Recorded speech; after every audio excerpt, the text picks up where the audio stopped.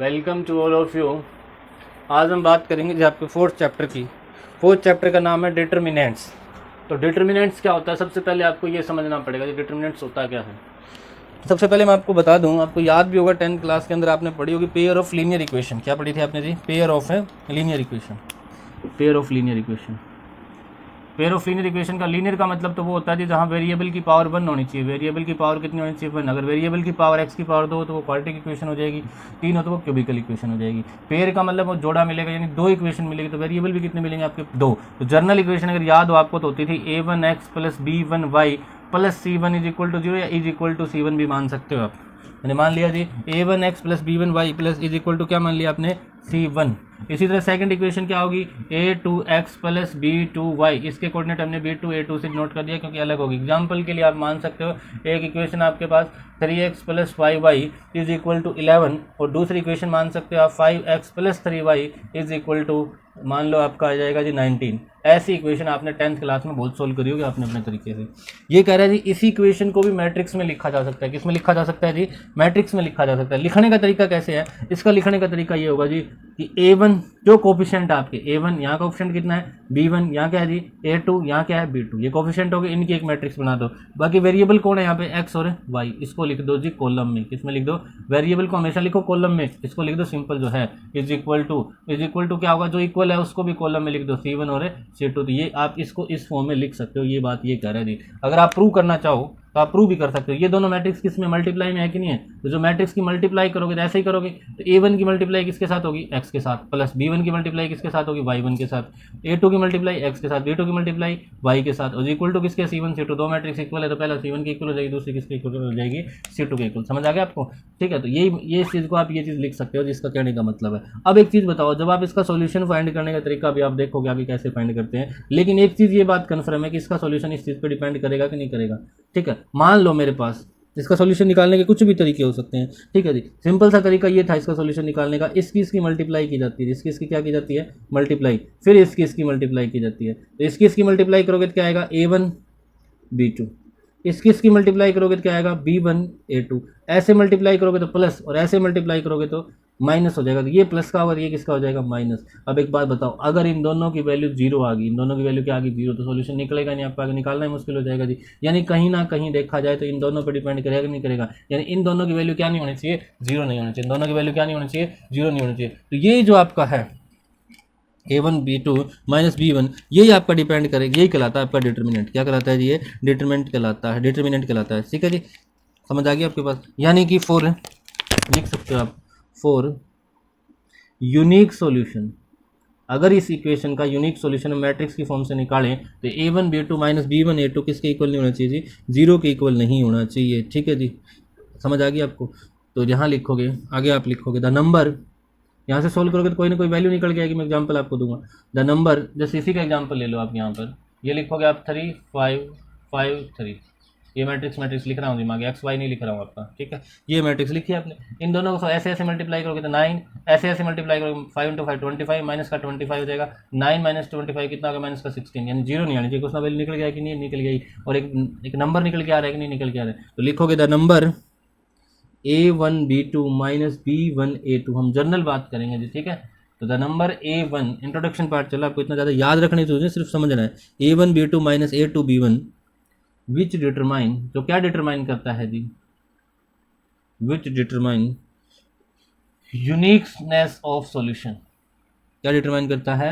Uniqueness of solution. Uniqueness का मतलब आपको याद होगा 10th क्लास में आपने करे थे कि सॉल्यूशन यूनिक निकल के आएगा। यूनिक का मतलब एक वैल्यू, पर्टिकुलर वैल्यू, हर एक वैल्यू, कोई भी बंदा सॉल्यूशन निकाले वो ही निकलेगा। ये नहीं कि कोई और सॉल्यूशन निकले तो कोई और निकलेगा। ठीक है जी, ऑफ सॉल्यूशन।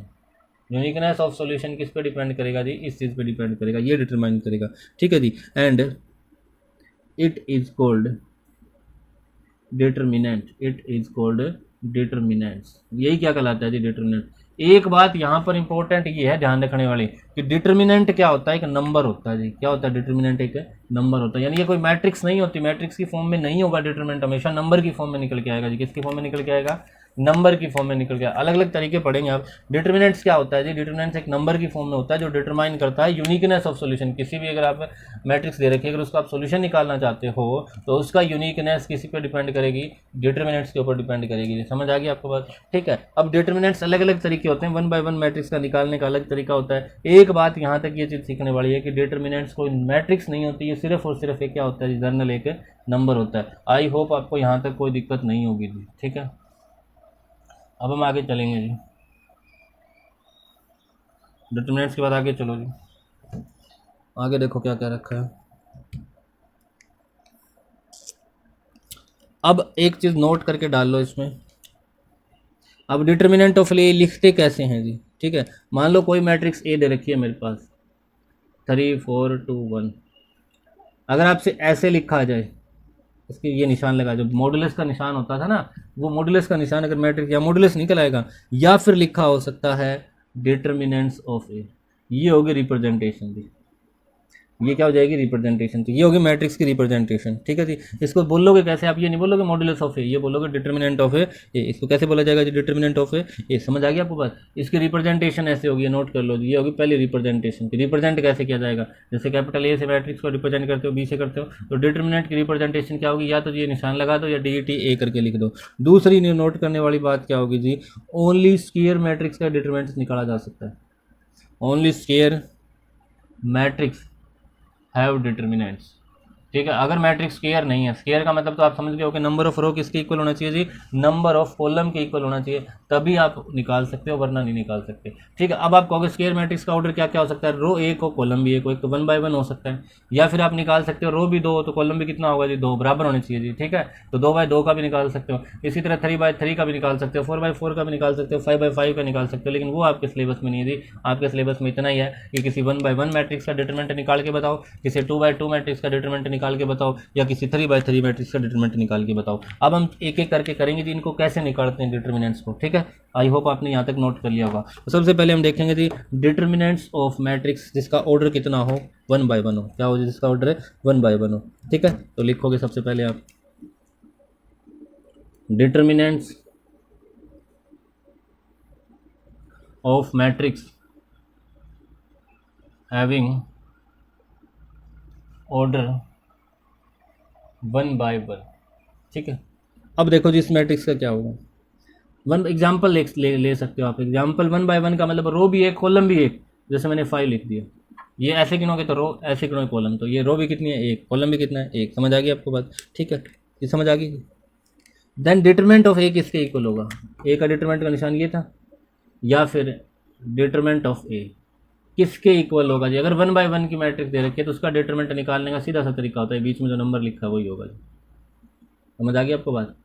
इसमें नंबर कितना लिखा है? 5। कोई निशान नहीं आएगा मैट्रिक्स का। मैट्रिक्स का निशान मैट्रिक्स के लिए आता है, ये नंबर होता है, कोई मैट्रिक्स नहीं होती। सिंपल लिखना है जी, ए का डिटरमिनेंट या डिटरमिनेंट ऑफ ए इसी तरह लिखोगे आप, किसके इक्वल होगा? 5 के। आप कोई एक नोटेशन यूज कर सकते हो। और एग्जाम्पल ले सकते हो, मान लो ए की वैल्यू दे रखी है -9 दे रखी है, एक ऐसी मैट्रिक्स दे रखी है जिसमें एक एलिमेंट है, ऑर्डर 1 बाय 1 है। डिटरमिनेंट ऑफ ए, इसका बताओ डिटरमिनेंट, चाहे ये लिख दो चाहे ये लिख दो, दोनों का आंसर कितना आएगा? -9। मतलब जो अंदर वैल्यू है वही रहेगी। या मैं जर्नल बात करूँ तो जर्नल बात, मान लो ए मैट्रिक्स का ऑर्डर अंदर ए एलिमेंट लिखा हो तो डिटरमिनेंट क्या बन जाएगा आपका? डिटरमिनेंट का बन जाएगा जी ए ही बन जाएगा, यानी जो अंदर लिखा है वही आपका डिटरमिनेंट बन जाएगा।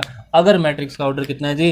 1 बाय 1 है। अगर मैट्रिक्स का ऑर्डर कितना है? 1 बाय 1 है। समझ आ गया आपको? अब हम चलते हैं, अगर मैट्रिक्स का ऑर्डर 2 बाय 2 हो तो, क्योंकि स्क्वायर मैट्रिक्स का निकल सकता है। बाकी आप कहोगे 1 बाय 2 मैट्रिक्स का ऑर्डर बताओ। 1 बाय 2 स्क्वायर मैट्रिक्स थोड़ी ना है, रो 1 रो या 2 कॉलम बराबर थोड़ी ना होगी। स्क्वायर क्या होता है? रो और कॉलम बराबर होने चाहिए। ठीक है, अब जाके देखो, अब हम निकालेंगे जी 2 बाय 2 का। किसका निकालेंगे? 2 बाय 2 का। मान लो ए मैट्रिक्स मेरे पास दे रखी है, मैट्रिक्स है ये, तो मैट्रिक्स का निशान आएगा। जनरल मान लेता हूँ जी मैं, A1 B1 A2 B2, ये जनरल मैट्रिक्स होगी। अगर इसका डिटरमिनेंट निकालना पड़ जाए तो चाहे ये सिंबल यूज करो, चाहे डिटरमिनेंट ऑफ ए यूज करो जी। तरीका क्या होगा मैंने आपको बताया था, सबसे पहले ऐसे मल्टीप्लाई करो तो A1 की मल्टीप्लाई किसके साथ होगी? B2 के साथ। और ऐसे और मल्टीप्लाई कर दो तो ऐसे मल्टीप्लाई करो, निशान किसका लगेगा? माइनस का। जब अपोजिट चलोगे तो, और यहाँ क्या जाएगा? A2 B1, और यहाँ से जो भी नंबर आया आपका, जो भी सॉल्यूशन आए सोल्व करके आप बता सकते हो। छोटा सा एग्जांपल लेके चलते हैं जी। ठीक है, मान लो एक मैट्रिक्स दे रखी है आपके पास, ए मैट्रिक्स दे रखी है जी। ठीक है, एक चीज़ और समझनी है आपको, ए मैट्रिक्स दे रखी है 2 4 -1 और 2 ऐसे करके दिया हुआ मैट्रिक्स दी हुई है, पहले आप ये समझो। अब आपको इसका डिटरमिनेंट निकालना है, तो ए डिटरमिनेंट ये हो गया जी। सबसे पहले ऐसे मल्टीप्लाई करोगे, 2 × 2 कितना आएगा जी आपको, ये ब्रैकेट है जी, मैट्रिक्स ब्रैकेट है, 2 × 2 कितना आ जाएगा 4। इन दोनों के मल्टीप्लाई करोगे 4 × -1 कितना आएगा -1, लेकिन माइनस हमें अपनी तरफ से लगाना है, जब ऐसे चलोगे तो किसका हो जाएगा ये प्लस का, तो कितना आंसर आएगा जी 8। कितना आंसर आ जाएगा 8, यानी डिटरमिनेंट ऑफ ए कितना आ गया 8। एक चीज़ और है अभी समझने वाली, ये समझ आ गया जी आपको। कई बार क्या होता है जी क्वेश्चन में, कई बार तो ऐसे लिख देता है कि ए मैट्रिक्स दे देगा और लिख देगा क्वेश्चन में फाइंड डिटरमिनेंट ऑफ ए, वरना कई बार क्या होता है क्वेश्चन में लिखा होता है जी इवेल्युएट करके लिख लेता है, ऐसे क्वेश्चन आ सकता है कई बार, ये इंपॉर्टेंट है ध्यान रखना जी।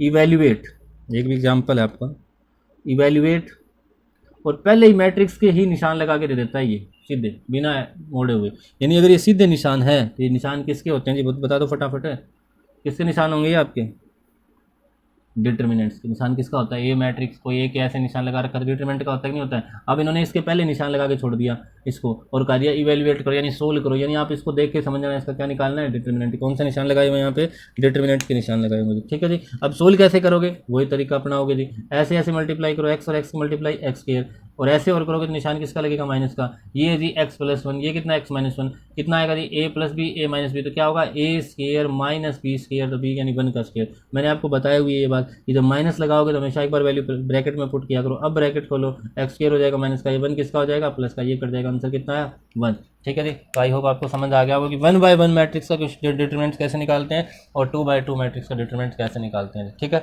आप 3/3 का हम नेक्स्ट वीडियो में करेंगे। उससे पहले हम क्या करेंगे, जिसके कुछ क्वेश्चन देख लीजिएगा 4.1 के 2/2 मैट्रिक्स के ऊपर है जो आपके बेस, वो क्वेश्चन देख लीजिएगा जी। अब हम चलते हैं जी एक्सरसाइज के ऊपर। ठीक है, एक्सरसाइज 4.1 निकालो जी आप, पहला देख लीजिएगा जी आप। ठीक है,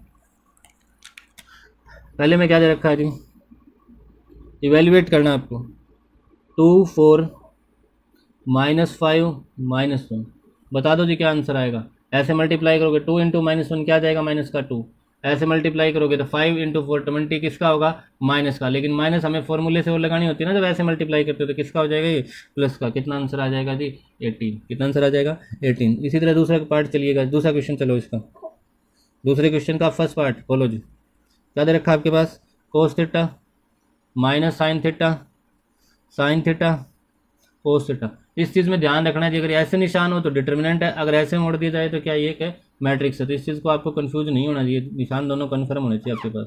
ठीक है, ऐसे ऐसे मल्टीप्लाई करो तो cos theta into cos theta क्या हो जाएगा कोस स्क्वायर थीटा, ऐसे ऐसे करोगे तो साइन थीटा गुना sine theta minus sine square theta होगा, क्योंकि माइनस का निशान माइनस हमें फॉर्मूले से करना होता है। ऐसे मल्टीप्लाई करोगे तो क्या हो जाएगा ये प्लस, तो sign square theta plus cos square theta किसके इक्वल होता है जी 1 के इक्वल होता है। किसके इक्वल हो जाएगा 1 के इक्वल। आई होप आपको समझ आ गया होगा, जितना कोई दिक्कत नहीं होगी। अब आप आगे चलो जी,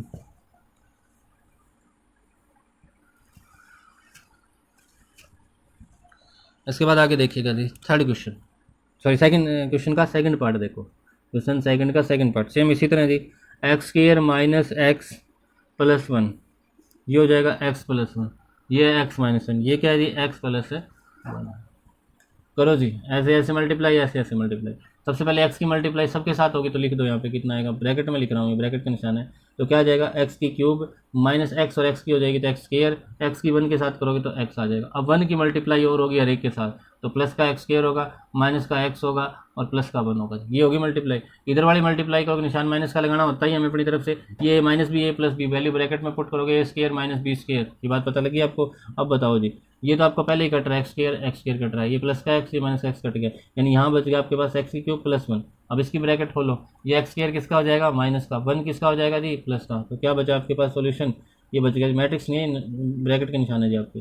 बताओ x³ माइनस x² और 1 और 1 कितना हो जाएगा 2, तो ये सॉल्यूशन आ जाएगा जी आपके पास। आई होप आपको समझ आ गया होगा जी। ठीक है, तो ये था आपका क्वेश्चन नंबर सेकंड। अब हम चलते हैं जी क्वेश्चन नंबर थर्ड पे भी। क्वेश्चन नंबर थर्ड देखिएगा जी क्या कह रहा है, थोड़ा सा समझने वाली बात है, बस आसान है वैसे ही। ए मैट्रिक्स दे रखी है अब की बार 1 2 और 4 और 2 इधर रखिए। आपको शो क्या करना है, शो ये करना है कि ट्वाइस ऑफ ए, यानी ए को पहले किससे गुणा करो 2 से, फिर क्या निकालो उसका डिटर्मिनेंट, किसके इक्वल है ए का डिटर्मिनेंट निकाल दो और फिर उसको किससे मल्टीप्लाई करो, यहाँ 4 से। यहाँ ये कह रहा है पहले ए को 2 से मल्टीप्लाई करो, पहले ए को किससे मल्टीप्लाई करो 2 से, फिर क्या निकालो उसका डिटर्मिनेंट। यहाँ क्या करा है पहले डिटर्मिनेंट निकालो फिर उसको किससे मल्टीप्लाई करो 4 से। तो हम पहले डिटर्मिनेंट निकाल लेते हैं इसका, ए का डिटरमिनेंट, इसकी वैल्यू बताओ जी। ऐसे मल्टीप्लाई करोगे कितना आएगा 2, ऐसे करोगे तो माइनस का कितना आ जाएगा 8, 2 माइनस 8 कितना आ जाएगा माइनस का 6 आ गया जी। अब हमें पहले 2a की वैल्यू और बता दो, यानी ए को किससे मल्टीप्लाई करना है 2 से, तो हर एक एलिमेंट किससे मल्टीप्लाई होगा 2 से। तो यहाँ ये ब्रैकेट इसलिए लगा रहा हूँ क्योंकि अभी मैट्रिक्स में लिख रहे हो, अभी आप डिटरमिनेंट नहीं लिख रहे हो, ये ध्यान रखनी है जी आपको इस चीज़ की। 2 इंटू 1 कितना आएगा 2, 2 इंटू 2 कितना आ जाएगा 4, हर एक एलिमेंट किससे मल्टीप्लाई होगा 2 से, कर दिया।